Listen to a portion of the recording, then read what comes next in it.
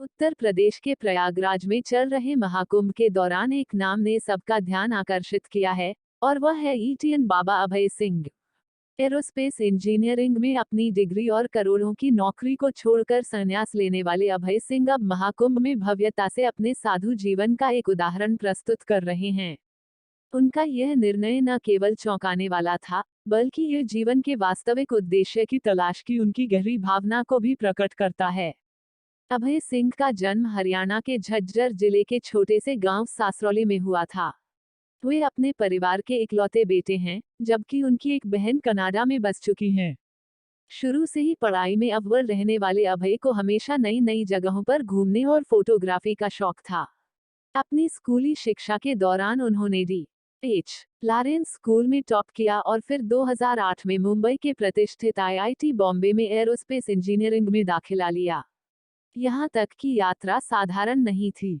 अभय सिंह ने आईआईटी से aerospace engineering की डिग्री हासिल की, पर साथ ही साथ उन्होंने दर्शन शास्त्र का भी गहरा अध्ययन किया।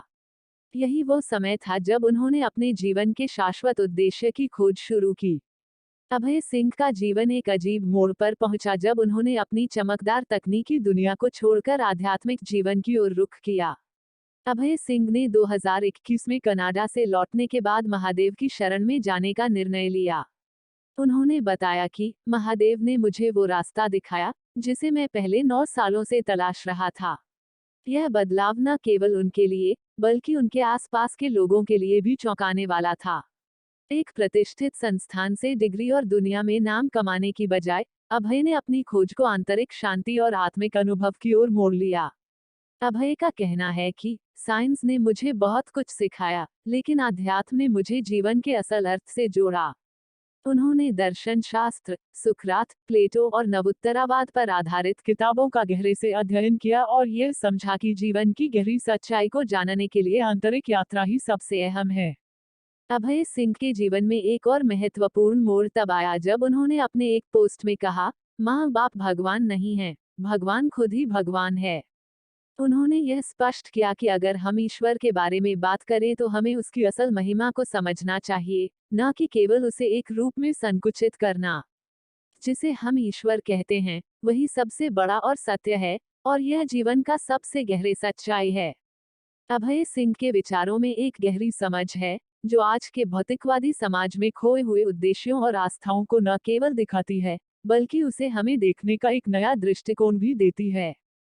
वे मानते हैं कि जीवन के हर पहलू को एक यंत्र की तरह देखा जा सकता है, जिसमें हमारी आंखें उस यंत्र का हिस्सा हैं जो ऊर्जा और शक्ति को देखने का माध्यम बनती हैं।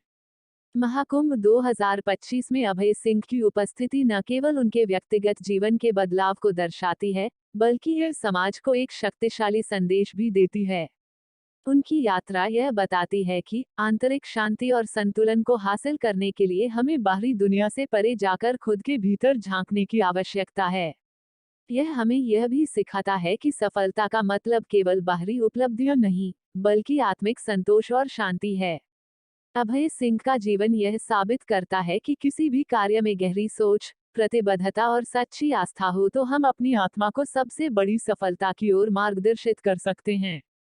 महाकुंभ में उनका साधु जीवन एक प्रेरणा है, जो हम सभी को अपने जीवन के उद्देश्य को फिर से परिभाषित करने के लिए प्रेरित करता है।